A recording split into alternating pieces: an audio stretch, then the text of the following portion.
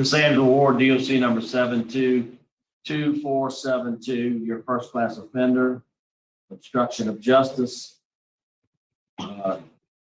Your parole eligibility date is 1/1/2022. Your time date is 3/15/2024. Excuse me. Full term date is 7/1/2044. 30-year sentence. Does that sound correct? Yes, sir.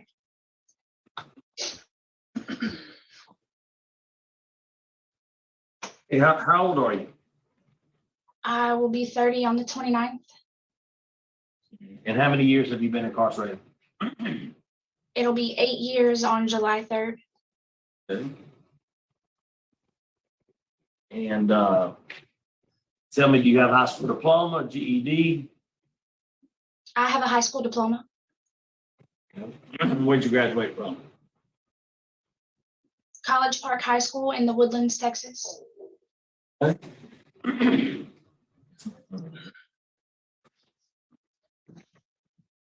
And so tell me, what kind of classes have you been taking? What have you been taking since you've been down? I've taken money management, living in balance, domestic violence, and parenting. Do you have a drug problem? No, sir. Never? No, sir. Alcohol problem? No, sir.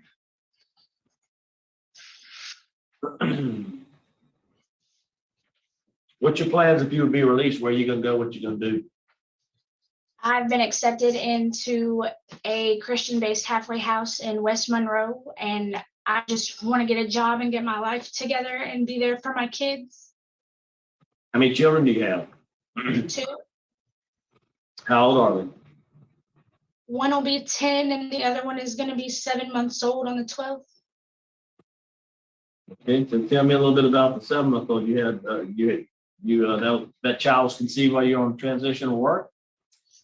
Sir, What happened? You had that child that was that child conceived while you were on transitional work? yes, sir. I had a moment of weakness. I made a poor choice. When was that? It's been 16 months ago now. What kind of work were you doing?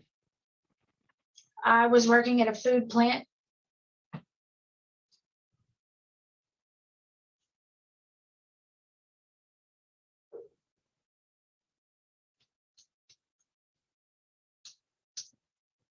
Okay. When's your last disciplinary write-up? My last disciplinary write-up was in March of 2019, I believe.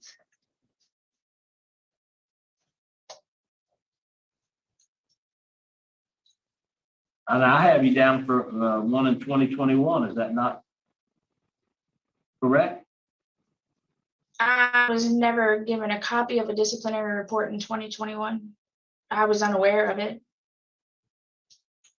You have any type of drug test? Yes, sir. And what were the results? I failed. For what? Suboxone. So you were taking Suboxone back in 2021. Is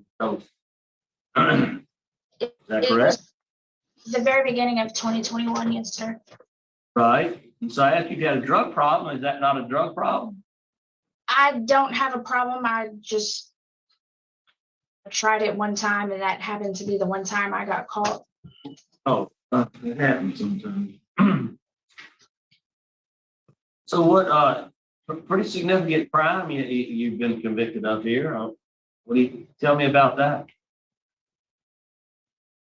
I was spending time with my current boyfriend at that particular point in time, and he shot my mom's boyfriend, and I didn't know what to do other than help him because I was scared for me and my child and my family.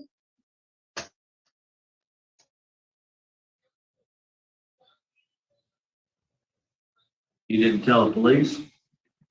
No, sir. You still with that? That boyfriend's in jail, huh? I haven't spoken to him in I don't know how long. That's who you have a child with? No, sir. No.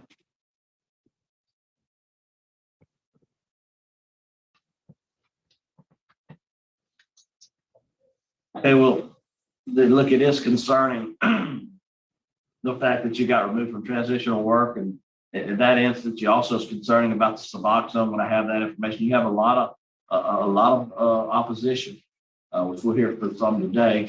But you know, look at that. You know, you're 7-8 years on a 30-year sentence, an awful, terrible crime, and you know you got to walk tight and narrow. You got to walk a straight line. I mean, you got to do right. And getting removed from transitional work is a problem for me, and testing positive for Suboxone is a problem for me. You've taken living in balance after you got tested positive for Suboxone or before? Before. Okay, well, I mean, it sounds like you might want to take that again. Take some like substance abuse, take some other classes to try to help yourself out. I don't have any other questions. All right, Ms. Ward, how are you? What happened in 2019 as far as disciplinary issues? I got caught with tobacco. And what else? That should be it. What about those 30 T-shirts that were stolen and you got a write-up 2019 for theft? And you've been working at the Mansour Town Hall? Me and my coworker both got written up because they couldn't prove who did or didn't take the shirts. I couldn't find a charge. Got a write-up, correct? Yes, ma'am. And when I asked you about it, you weren't really forthcoming about it. I honestly didn't remember that I had a theft when I only remembered the contraband charge. It's a contraband charge because Ms. Kelsey had to bring it to your attention.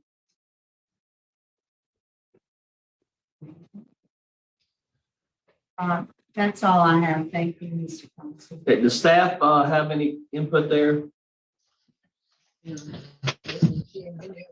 No, sir. She's just gotten on our compound in December of 21.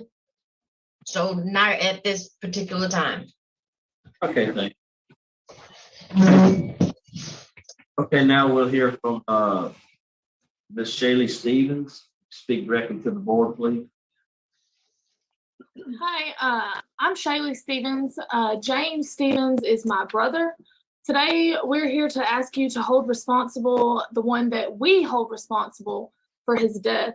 My family, along with myself, we don't really put the blame on the one that got the murder conviction, but instead we put the blame on her, Cassandra Ward, because she's the reason that my brother, is no longer with us. For all we know, she pulled the trigger, and I just wanted to give you some facts that were not based on my feelings or my opinions on her, but straight facts from the time that happened. So on March 29th is when they took my brother's life. March 30th is actually my parents' anniversary, and they got a phone call saying that he was missing. March 31st, after it started to sink in that he was missing and he wasn't coming home, I received a text message from Cassandra Ward that stated, "I'm so sorry. If you need anything, I'm always available. All you have to do is call. I love you." This woman killed my brother, moved his body, and then had the audacity to text me, his sister, to tell me that she loves me and that she's there for me. This is not a person that needs to be walking around free in the world. She has no remorse, no emotions. She's manipulative, and she doesn't care what her actions have done to each other and other people. The second fact that I'd like to bring to your attention is coming from the judge that sentenced Cassandra Ward just 5 years ago. I actually pulled the transcripts from court that day so I could tell you the exact words that he used. He said, and I quote, Judge Clark, by the way, "The fact of the matter is, as I said, this escalated from a dispute from somebody who wanted a person to leave and the person not leaving to a murder, and both people there were involved. Both of them were originally charged with second-degree murder, and I think that's an appropriate thing. As principals, they are both part of this murder. More importantly here, though, as much as important as the fact of who killed Mr. Stevens, as I noted, is I don't know. I don't have a conclusion at this point with any certainty who the shooter was, but they were both capable as part of this, and that resulted in his death. She is not someone who came upon things thereafter and did some things after killing and had no part in it. She had a part in it one way or another, end quote. That's the judge, and he said that he doesn't know who the true killer is in his eyes, and they're both just as guilty. He goes on to say how significantly she benefited from this plea deal that she took, giving her a 30-year sentence. She has no remorse and has still not claimed any responsibility. She has clearly not thought about what put her into prison in the first place and does not care, considering she was able to find the time to get pregnant. Is this the type of person that should be free and walking around? She is not going to be able to care for her very own child when her child was present when they murdered my brother. This woman deserves to sit in prison for her 30-year sentence. My family has a missing piece, and she deserved the same. She stole his life away from him, and therefore she deserves to spend her life in prison without the chance to do the same things that she stole away from my brother. I got married a month ago. I had my father-daughter dance, and I couldn't help but think about his daughters who are standing behind me, who won't get to have a father-daughter dance because she took that away from him. My brother wasn't there to celebrate with me. I had to have his little thing on my bouquet to walk down the aisle. So I'm never going to get the opportunity to say that we love him again. And on our behalf, we ask that you deny her the chance to live freely, because she denied my brother the chance to do all these things that he deserved to have. And that's all I have to say. Thank you. Thank you. All right, would Ms. Ames like to make a brief statement? Yes, sir. Go ahead. Good morning. My name's Amy. I'm a cousin of the victim, Jamie Stevens. I'm here today to attest that Cassandra Ward should not be released with the option of parole. We know that she recently had a child conceived and born while incarcerated, whom she allowed a fellow inmate who was recently released to take care of until she could get out. I'm sure Ms. Ward has failed to mention that she has another child whom she doesn't care for, and let me add that that child was also there at the time of the murder and witnessed tragic, violent, and vulgar actions committed by her mother. Even Judge Clark stated, and I quote, "The other tragedy here is that the defendant has a young child herself, and this child now has had her life turned upside down by a mother and a boyfriend who were thinking nothing about her. Adults thinking like children is what it amounted to, about themselves and their own desire and impulses. And so that child must deal with this for the rest of her life," end quote. With all that being said, does that really seem like a mother? She never cared for the first child, so what makes the second child any different? This child she had while incarcerated should be allowed to go into the system and placed in a loving and caring home to be able to grow up and be responsible without the negative influences of her biological mother. Another fact I want to bring to the board's attention is that Cassandra was an active participant in Jamie's murder. We suffered and worried for 96 days. She could have came to the police and admitted what she saw and what happened, coming clean, and maybe her sentence wouldn't be this harsh. Cassandra lied, deceived, and victimized our family for 3 months, knowing what she knew.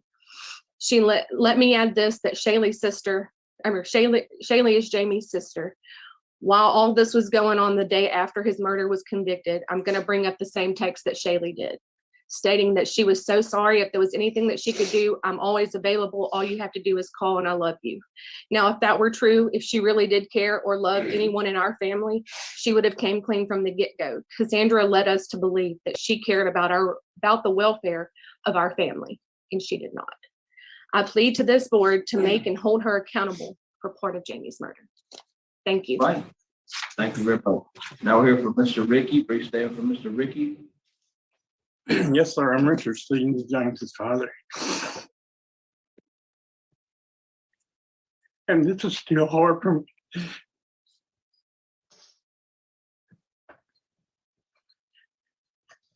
You know, she tormented us for 96 days. She could have just come forward and everything been fine for her. And it would have helped us. We wouldn't have been able to put a closure to this. I still don't have closure. I had to put my hand on a cold blue box and tell my son bye.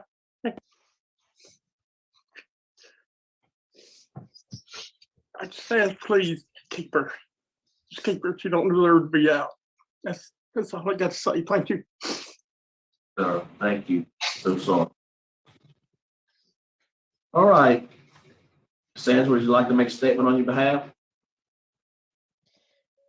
I want to apologize to all of you. I understand that I made some very, very bad decisions, and I won't hold anybody else accountable for the decisions that I made. Nobody forced me to do the things that I did, but I did it because I was scared. I've never been in any situation like that. Me and my child were at the house, and I was terrified about what would happen if he thought I was going to tell. I know it makes it no better. I've written y'all 1,000 times to try and explain what happened. And To the board. Speak to the board. I had no idea where to send it to them. I wanted to do my best to make things right. I still make bad decisions sometimes, but I'm not a bad person. I didn't hurt anybody. But I know for regardless of whatever reason I made my choices, those were still my choices, and I can't blame anybody else for the things that I did. And I just want them to know that I'm very sorry, and it kills me every day. All right, thank you for your comment. Have fair to vote. I'll vote first. Cassandra, we look, you still have some work to do. You know, it's a terrible crime. You multiple disciplinary write-ups that you've had. You know, look, the incident in transitional work was not a good thing. So you need to work on, taking some more, maybe some substance abuse classes, some more victim awareness classes. Take as many classes as you can, but for me today, because of your disciplinary rights, because of victim law enforcement opposition, I vote to deny your parole. Ms. Jackson? All right, likewise, Ms. Ward, you still got some work to do. You're still young. You still have opportunities to turn things around.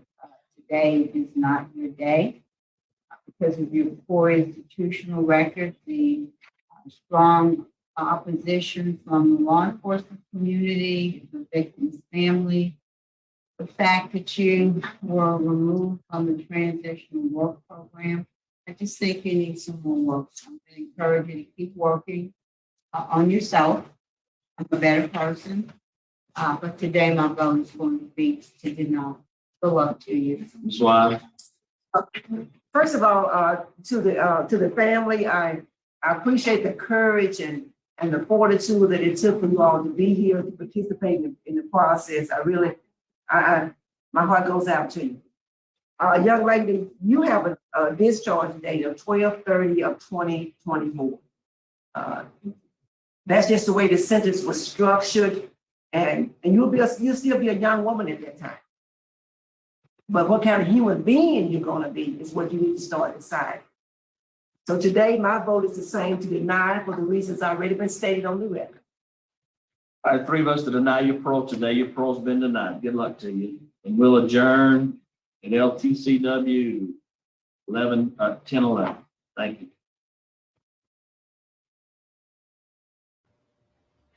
What an embarrassment.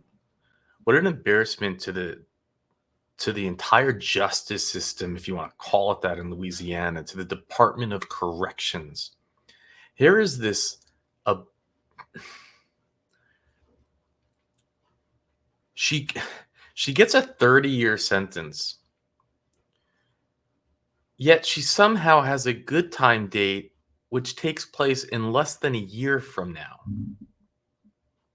after serving less than 10 years of her sentence. Because she gets such a light sentence, she gets to go on work release.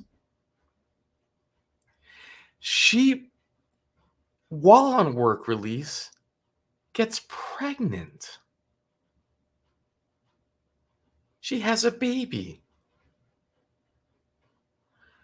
Then, from my understanding, is she actually runs away from work release later on. She doesn't get punished. She's still allowed to be on work release. She went to, I'm not sure. Maybe I misunderstood that part. She has write-ups for stealing, write-ups for intoxication. She lies to the parole board basically throughout the entire hearing. It was one of the worst hearings we have seen, I think. It's up there. You can see someone just working her manipulation, working her monstrous. You know, she claims she's never even had a drug problem. So what you're saying is that through all of this, what you did, the family is out here. The family is stating exactly what you did. And we'll go through all the documents. And you don't get a 30-year sentence for obstruction of justice if, like the judge said, you didn't even know who pulled the trigger. And like the family said, they said that she is the one they blame for what happened. And she goes on her whole little acting skit and crying, "Oh, I was so afraid." Just think the system. She gets pregnant, then the system had to care for her that entire time, and then she had to have the baby, and then, you know, it's just the taxpayer dollars pouring into this person that just doesn't deserve any of it. And then she gets the last laugh. She gets the last laugh because she'll be free very soon.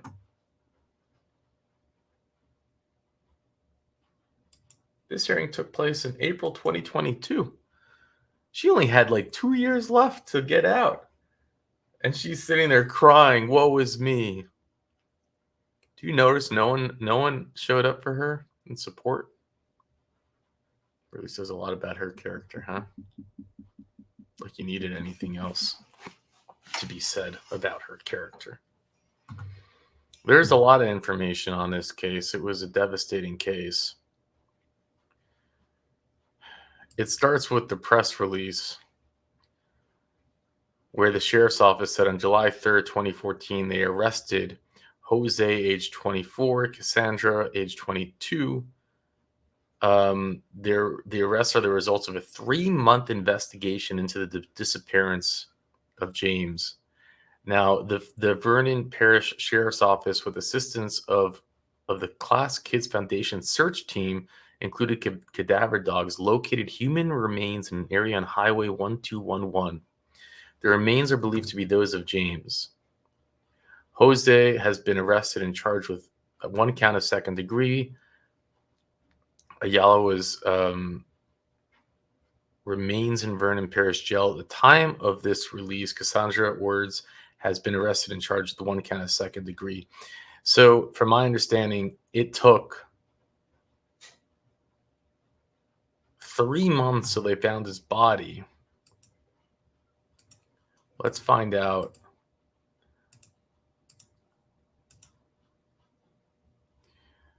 Now, this says that 4 people were sentenced. So there were 4 people involved. And thank you, Richard, for this information.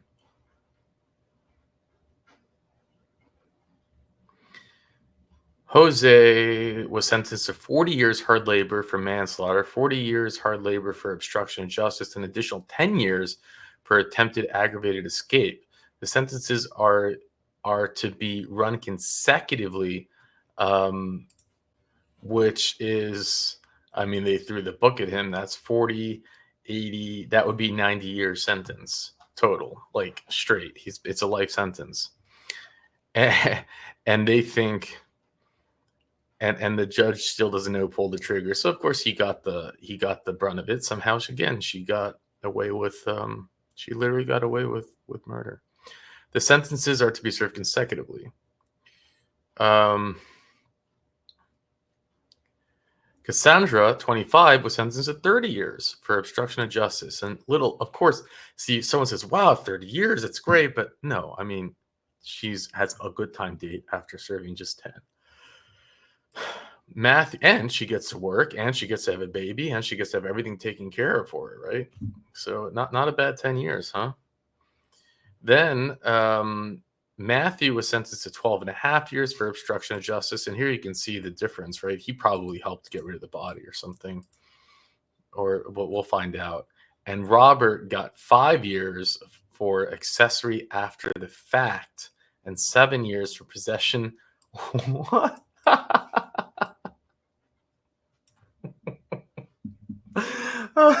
Oh God, I can't with Louisiana. The guy gets 5 years for accessory after the fact, but he gets 7 years for possession of intent to distribute marijuana. You can't make this up.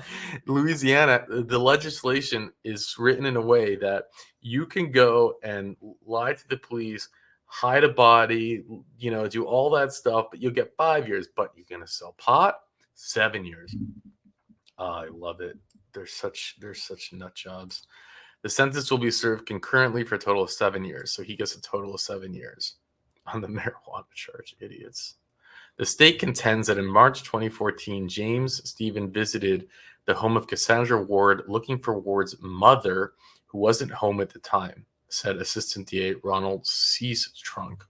Stevens, standing outside the home, got into an argument with Ward, who remained inside. Also inside the home was Jose, who walked outside to confront Stevens. Then Ayala shot and killed Stevens with what is believed to be an assault rifle. Ayala then called Matthew Andrews and asked him to bring shovels.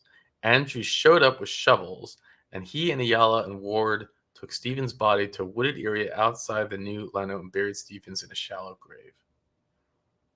Ayala tried to clean up the murder scene after. The pair also returned to Stevens' burial site to dig up his body and remove his clothes. Ayala and Warren Stevens closed Robert Ward's property to burn them. Ayala instructed Ward. Oh, I get when it's Ward, I'm forgetting that's Cassandra. Sorry. I'll say Cassandra now. It's just distracting.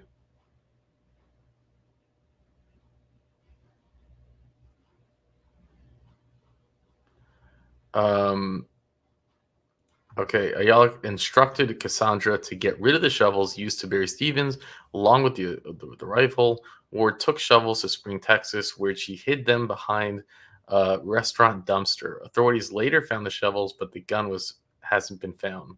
Ward eventually revealed information on the murder to a family member. So that's Cassandra eventually revealed information, who contacted Louisiana State Police, who then contacted the Vernon Sheriff Office. Matthew Andrews also later came forward and led the sheriffs to Stevens' body. What a bunch of idiots. And supposedly she did this all sober.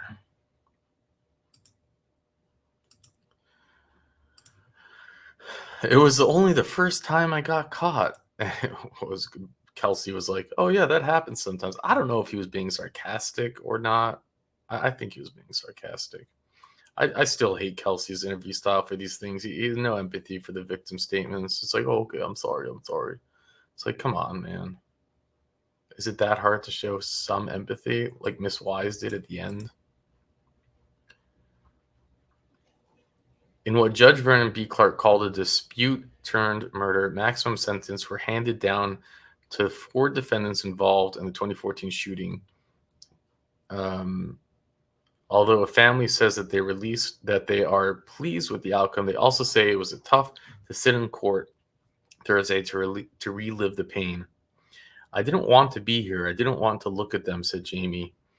It's been really hard, and it will continue to be hard. 3 years ago, Jamie was shot multiple times after a dispute with Jose and would be found buried 3 months later. And she did. She had the audacity to text them and say, I'm here for you. You are sick in the head if you're writing that text. Sick in the head. We wouldn't wish this on anyone. Ayala, Cassandra, and our princess, Cassandra here, right? Were charged with the crime. All 4 received maximum sentences with plea deals considered. Ayala and Cassandra faced the most time behind bars. They're sentenced to 90 years. Yep.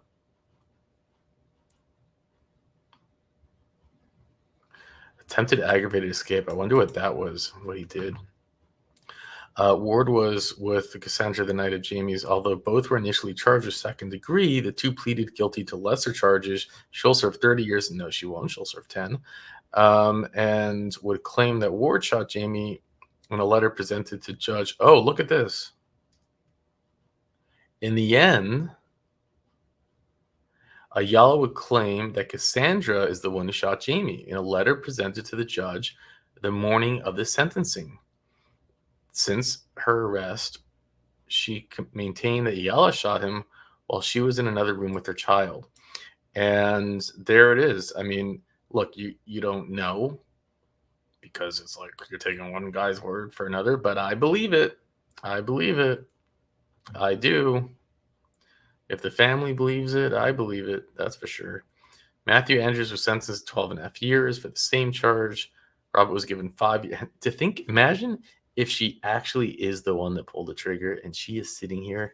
Just think about the evilness of that person that we just saw. The manipulative. I mean, she may just simply lack the ability to feel anything.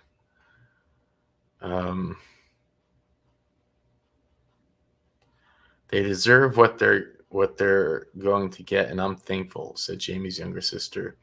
Stevens Thursday's sentencing was special, personal. For the victim impact statement, the young woman told the court that Cassandra was someone she had trusted. She said she received a text from her offering condolences after the body was found. So she sent that text 3 months later after they found the body. She's holding this information for 3 months, you witch. Various family members read impact statements expressing the pain of losing a son, brother, and dad, and never getting to laugh with them again. It's hard, but I do forgive them. I have to. Without the Lord, none of us will be made. It's a Christian family.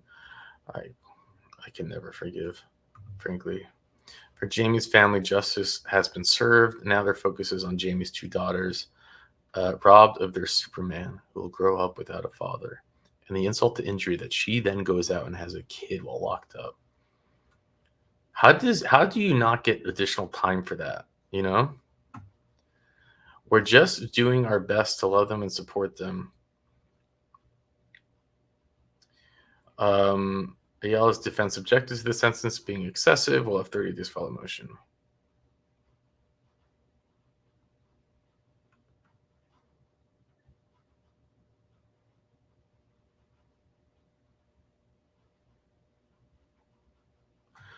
All right, now let's go look at the court docs.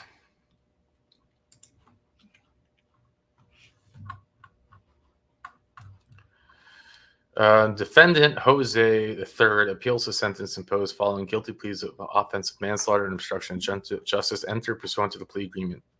For reasons assigned, we affirm. Facts and procedural history. Defendant was indicted on September 4th, 2014 in the Vernon Parish grand jury for second degree and obstruction of justice. The defendant pled guilty to the lesser offense of manslaughter and to the obstruction of justice along with the offense of aggravated escape, an offense charged under a separate docket number and which is also subject to appeal of the sentence imposed in a separate appeal before this court. Yes, sir, Judge, under the bill indictment, the state believes that it could show that back in the morning of March the 29th, 2014, the state submits that the evidence will show that the victim, Stevens, went to the home of Shannon Perkins, who had dated off and on. Shannon's daughter, Cassandra Ward, the co-defendant, had spent the night there with the defendant. Jose and Cassandra's daughter, The state submits that as Cassandra saw Jamie walking up the driveway, she instructed the defendant to take her daughter and go into a room in the rear of the trailer. The state submits that Jamie walked up the driveway to the porch of Shannon's trailer to a sliding glass door where he confronted by Cassandra. It is contended that through the glass door, Cassandra advised Jamie that her mother was not there and that he needed to leave. We submit that the words may have been exchanged, but evidence would show that the victim had no weapon, that the victim made no attempt to get in the home, that the evidence would show that without cause and without solicitation, the defendant, Jose, emerged from the back room of the trailer and handed Cassandra her daughter.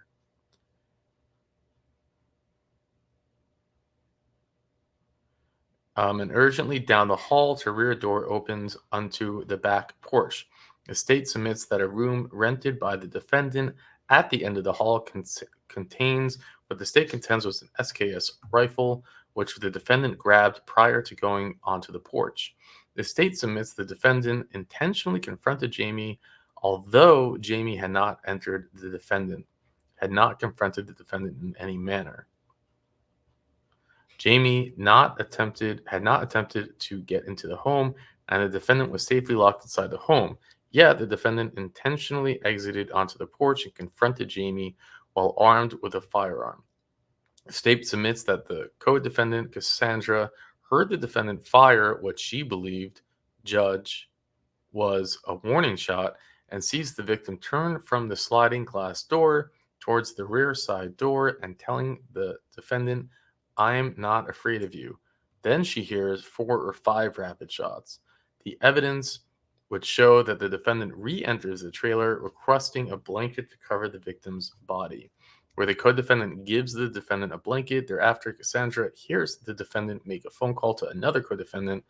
Imagine you get a phone call from like a friend, "Hey man, I just killed someone. I need help." You'd be like, "Oh sure, okay. I'll just give up the rest of my life to help you." I mean, what? Oh man. The evidence will show that Matthew showed up at 24. Okay. YouTube, don't get me on that address. That address is not relevant. Okay. Thank you. God, stupid. Whenever there's an address listed, I freak out because YouTube can be like, "Hey, you showed an address." And it's like, no, this is not relevant. This is not an ad. Please, YouTube. It is scary having a YouTube channel. I just want to say, like, you don't really realize it until you have it, but you get 3 strikes and you're out. And you get a strike and you can't get it off your record. And it makes no sense, in my opinion. The system makes no sense. Like, really? Like, I don't really understand. Can I not read an address that existed 10 years ago that is no longer relevant to the case? Or, anyways.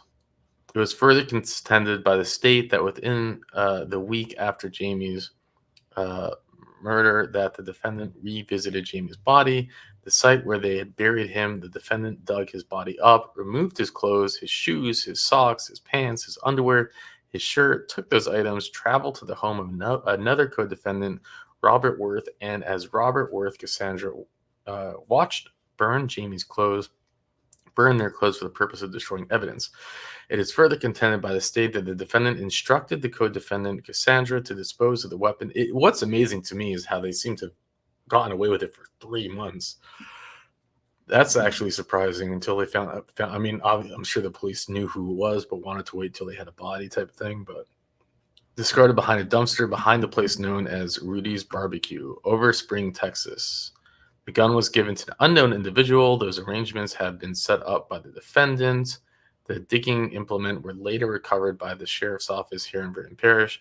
The state could believes that it could further show how the defendant bragged to another co-defendant, Robert, that yes, I shot Jamie.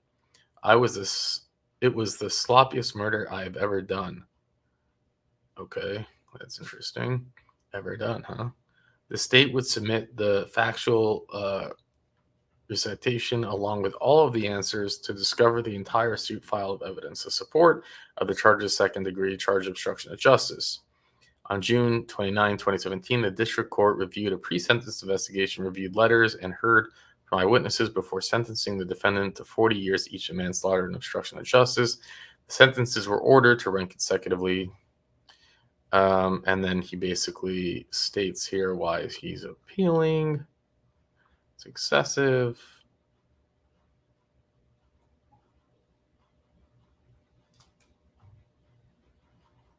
Being only 27. Imagine being 27 and still doing this. You're not a baby. You're 27 years old.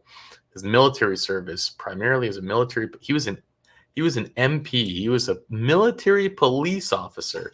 You're using that to try to get leniency? I would say on the contrary, dude. You should know better. The court noted, however, the defendant had been discharged from the U.S. Army after repeatedly being found using, he was discharged. Okay, a military police officer getting caught with possession, and had 3 convictions for marijuana possession. The court also noted that Mr. Ayala's attempt to blame his then girlfriend for the murder and the fact that she was also charged in connection with the case, but eventually concluded that such would not exonerate or excuse the defendant. Yeah, I guess I couldn't really take his word for it at this point that she did it. You know, he seems like a real, it seems like they deserve each other, really.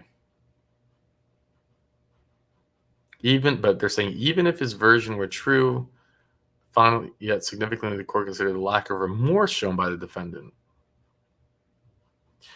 What is very interesting to this court as well, as I read through all of this stuff, and I took time to do it because I wanted to be fair to Mr. Ayala and see what he had to say, and he often expressed regret for some things that happened. Regret. Never did I glean from anything I read from him that he had any kind of remorse for what happened to the victims and the victims' family and the agony that they have had to go through. That tells me a lot about him. I think both of them were evil people. Look at that. The judge says that, and I agree. You could see, and she, as evil as she is, she gets the last laugh, in my opinion. She really does. People who could end up in something that would result in someone's death and not seek to do the right thing about it. And the consequences are that many, many lives now have been involved and affected for the rest of their lives. And it could have been a lot different. And common sense and decency have been involved in this whole process. We've got a family, including 2 children, 2 small children, who have a family member who was killed brutally and senselessly. They won't see him. They have memories. They have pictures, they have thoughts, but they won't see him. 2 children will grow up without a father. And from what I understand, he was divorced, but he had involvement with his children. And they, I'm sure, have missed him and will miss him as they grow up. Certain milestones like graduation from school or getting married, like we heard, getting married, and walking the child down the aisle will never be an option. That has been taken away. Growing old and seeing grandchildren, that is taken away. Instead, grandparents and other families are going to have to fill those roles. They don't want to fill and shouldn't have to fill for these children. So there is damage and harm. There is irreparable and eternal, and that makes it very heinous and serious and requires severity in the punishment.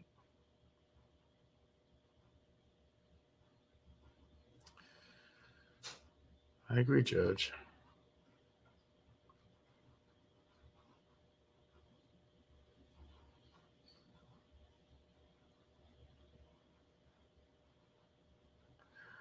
Man.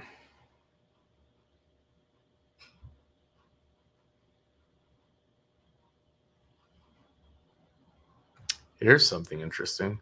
The trial court gave oral reasons when imposing the defendant's sentence, stating that he had taken into account the evidence presented at the hearing and the sentence guidelines providing. In those reasons, the trial court acknowledged that the defendant had never been involved in this type of activity before. However, the trial court disagreed with the defendant's contention that Mr. Mallon's death was an accident, finding that the beating administered by the defendant and Mr. Sam was severe, it was deliberate, and the defendant was trying to minimize his... Oh, what is this? Oh, I think this is part of his appeal. They're referencing other cases because there was no beating here. I think they're just talking about... But in short, his sentences were affirmed. This is another one. This is actually Cassandra's appeal. So let's go check this out. The state submitted the factual basis of the guilty plea and the plea hearing. During a period of March 29, 2014, the defendant Cassandra did obstruct justice, that she did tamper with evidence in which was reasonably relevant to a criminal investigation proceeding. The knowledge that such act and would be reasonable make or would have an effect on the actual potential present, past, or future criminal investigation with the specific intent to distort the results of the criminal proceedings, that she did remove and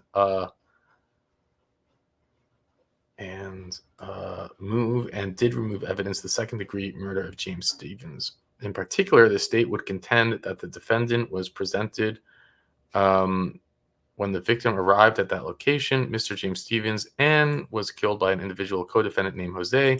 That was second degree. After the defendant Cassandra did, which with the specific intent to distort results of subsequent criminal investigation, did to tamper evidence by aiding the removal of the body.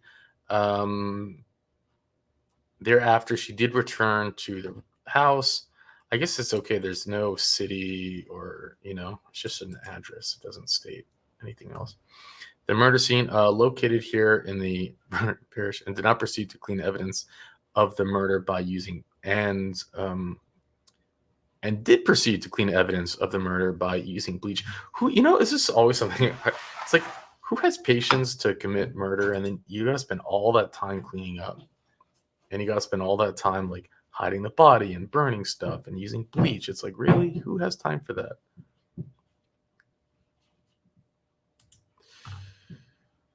I know that was dark humor.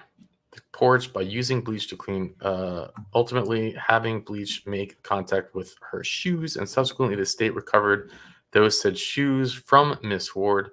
Also, the state would contend that she did take the weapon and the digging implements from the location and did dispose of them over in Texas. I don't know why they didn't get her on maybe a federal charge, because crossing border, right?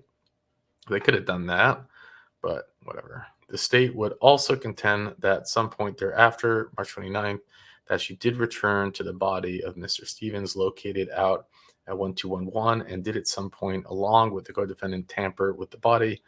And she did give statements supporting the fact that recited here. Why is it saying and stuff?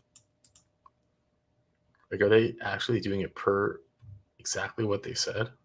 Like in the minutes?